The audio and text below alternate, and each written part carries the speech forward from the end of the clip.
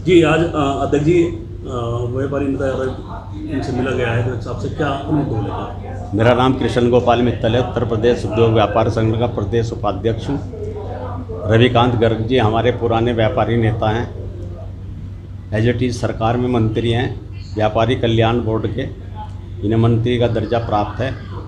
आज हमने लॉकडाउन में जो व्यापारी का नुकसान हुआ उसकी भरपाई के लिए, क्योंकि व्यापारी सड़क पर आकर अपनी बात नहीं कह सकता, व्यापारी ने जो हमें शक्ति दी है, हजारों व्यापारी हमारे संगठन में और हमारे साथ हैं, उनकी बात हमारा पहुंचाना सरकार तक हमारा कर्तव्य है।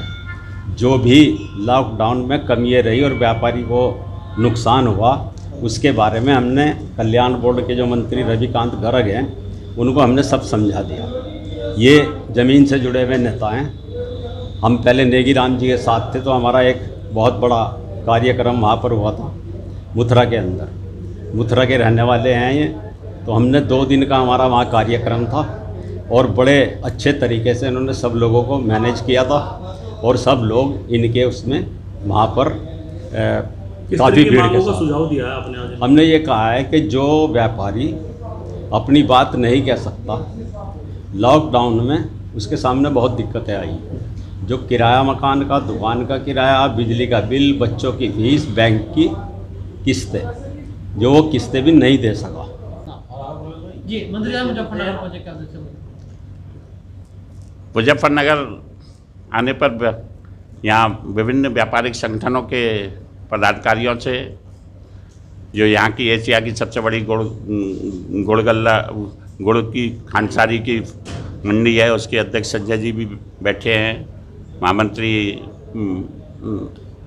भाई श्याम सिंह सैनी जी भी से वार्ता हुई। हमारे भाजपा व्यापार प्रकोष्ठ के अध्यक्ष संजीव जी भी बैठे हैं और संजीव तायल जी भी बैठे हैं, राहुल गोयल जी भी हैं और सभी व्यापारियों से वार्ता चर्चा हुई है।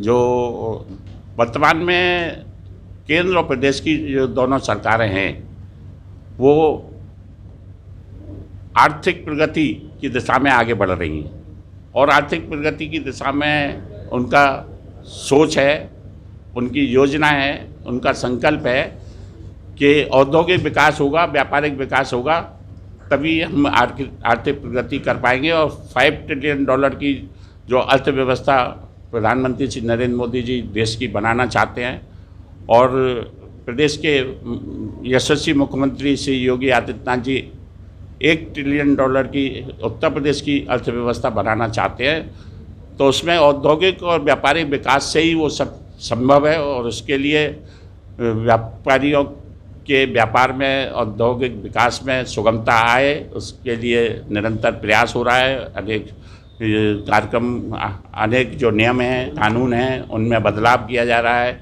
उनको शिथिल किया जा रहा है, उनमें उनको व्यापार के, उद्योग के अनुकूल किए जाने की दिशा में काम किया जा रहा है।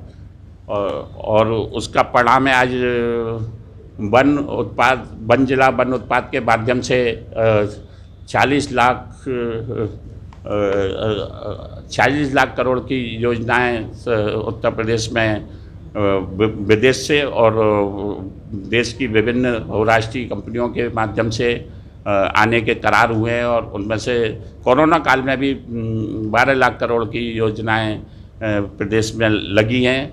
तो प्रदेश औद्योगिक विकास की और प्रगति की दृष्टि से आज पूरे देश में दूसरे स्थान पर आ गया है, जो कि 13वें स्थान पर था, और इसको प्रथम स्थान पर लाने के लिए जिस प्रकार से प्रयास हो रहा है, और निश्चित रूप से हमें विश्वास है और मुख्यमंत्री जी का संकल्प है कि हम उसको देश में 1 नंबर पर लाकर रहेंगे और विश्व में 1 नंबर पर देश को लाने के लिए प्रधानमंत्री श्री नरेंद्र मोदी जी का जो योजना और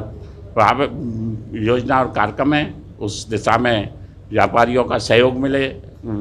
जो आत्मनिर्भर भारत बनाने की दिशा में जो कार्य है, हम उद्योगों का जाल बिछाएंगे, उद्योगों का व्यापार का विकास करेंगे, तभी आत्मनिर्भर भारत योजना भी पूर्ण होगी। और इसी दिशा में कोरोना काल के अंतर्गत भी 28 लाख करोड़ का पैकेज देकर एक आर्थिक गतिविधियों को गति देने का काम सरकार ने किया है।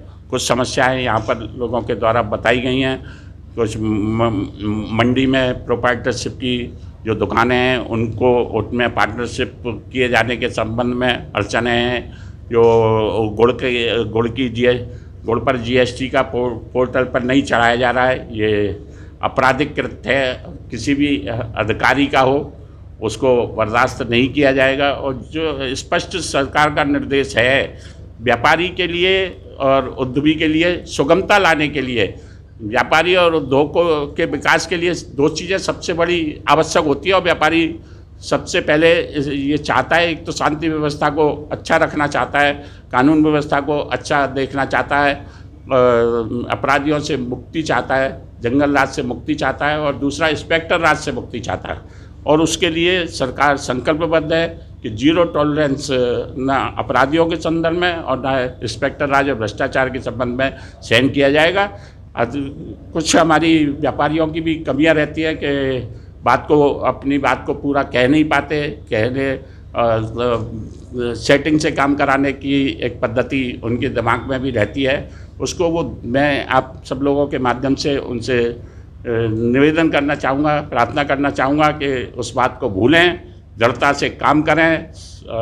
जो भी अधिकारी या अपराधी व्यापारी के कार्यों में, उद्यमियों के विकास के कार्यों में हस्तक्षेप करेगा, रोड़ा बनेगा, उसको कदापि बर्दाश्त नहीं किया जाएगा। उसके खिलाफ सख्त से सख्त कार्रवाई होगी, यह सरकार का संकल्प है। और उत्तर प्रदेश व्यापारी कल्याण बोर्ड उन सब कार्यों को करने के लिए सरकार और उद्यमी के बीच में सेतु का काम करने के लिए हर समय तत्पर है, और उस काम को हम ज़रूर अंजाम देंगे। और यही मैंने आज सारे अपने व्यापारियों से भी निवेदन किया है, और अधिकारी भी यहाँ मौजूद हैं, उनको भी स्पष्ट निर्देश हैं कि किसी भी अधिकारी की जो पुराने ढर्रे से काम करते रहे हैं वो अपने ढर्रे में सुधार लाएं, काम करें, व्यापारी को सुगमता लाएं, सरकार की जो योजनाएं हैं उनको पूरा करें, पंजीयन बढ़ाने का काम करें, राजस्व संग्रह का काम करें, साथ में अभी ब्याज माफ़ी की जो योजना सरकार के द्वारा लागू की गई है उस योजना को क्रियान्वित करने के लिए कार्य करें, और व्यापारी को हर कार्य में सहयोग दें। और मेरे कुछ लोगों ने कहा कि कभी पोर्टल पर या जीएसटी के रिटर्न भरने में कोई कठिनाई आती है तो कोई अधिकारी गाइड नहीं करता, तो मैं अधिकारियों के समक्ष अधिकारियों को निर्देश देता हूं कि वह व्यापारियों से बात करके बाज़ारों में एक कैंप लगाएं और लोगों को सहायता कैंप लगाकर उनको गाइड करें, और जो जीएसटी में सुगमता है या जो कठिनाइयाँ हैं उनको दूर करने का समयबद्ध काम करें।